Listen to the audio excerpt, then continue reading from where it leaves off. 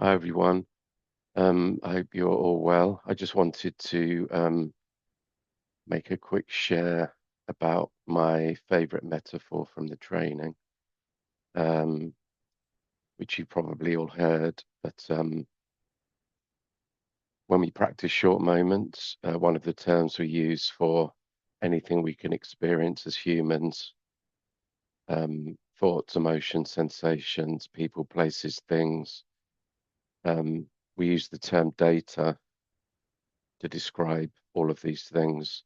It just makes it very easy. So, we don't categorize um, any human experience as being better or worse than any other. So this collective term data describes anything we can experience as a human. And the practice of short moments, whatever data arises, um, we take a short moment to recognize open intelligence or awareness. And we practice this throughout the day. So I remember when I started um, and attended my first open meeting, um, the terms open intelligence and data and the practice of short moments, I found it quite hard to understand initially. And one of the things that Rinpoche utilized when she was describing the practice were amazing metaphors that made it much easier to understand on a conventional intellectual level, the relationship between data and open intelligence. So there are many beautiful metaphors. They're ancient, um, and my particular favorite is that the relationship between open intelligence and data is the same as a mirror and the reflections that appear in a mirror. So open intelligence is the mirror in which data appear. So whatever is appearing, whether it's pleasant or unpleasant, the mirror of awareness allows for that to appear, abide, and resolve in an effortless way, just like a mirror would do if I had a mirror in my hand and I was to hold it. So it was reflecting something, say, like a rose or a beautiful flower, and then I could turn the mirror to reflect something that we would consider to be unpleasant, like, say, for example, um, dog, dog, dog poo. I'm looking after a dog here in the UK, so whenever we go for walks, I have to clean up after the dog. So if I was to hold a mirror over what the dog does on the pavement and then move it to a rose or a beautiful flower, obviously the reflections are very different, and we can describe those.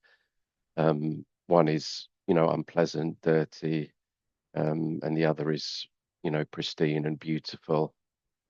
We enjoy looking at flowers, and we probably don't enjoy looking at piles of dog poo.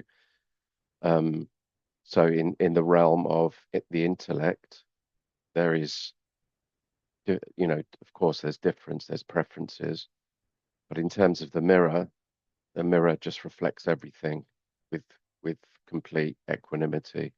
Everything, anything that's reflected in a mirror is reflected equally.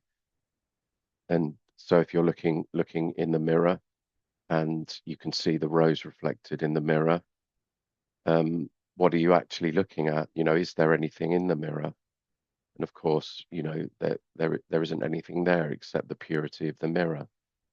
So I found this metaphor to be very helpful initially in describing the relationship between what we experience as human beings and awareness or open intelligence, because when we take a short moment, we rest as this unconditional um, mirror that is the basis of our experience. It's completely open, clear, empty really of anything other than itself.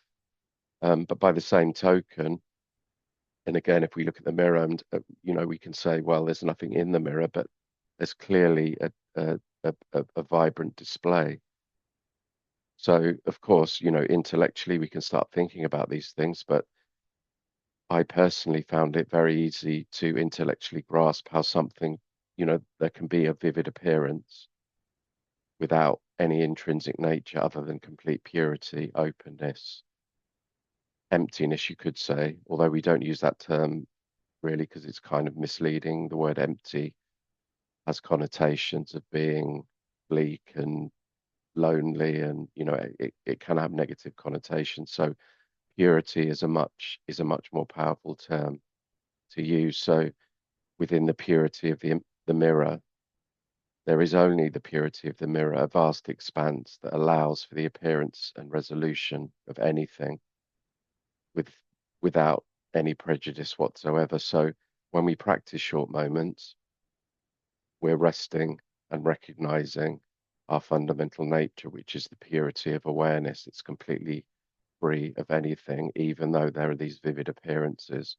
And when we do that throughout the day, the the reflections, you could say, our experience, whether it's internal or external, empower us to recognize the purity of open intelligence.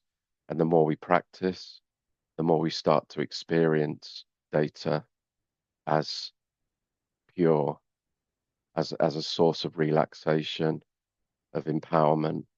And this is especially true of afflictive data streams like anger, hatred, fear, despair, which many of us probably are experiencing right now with the very unpleasant things that are going on around the world.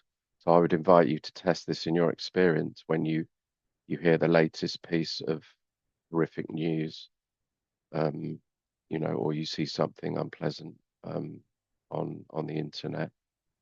This would be a great time to actively practice recognizing the mirror of awareness as the basis of all of these experiences, positive, neutral, and negative.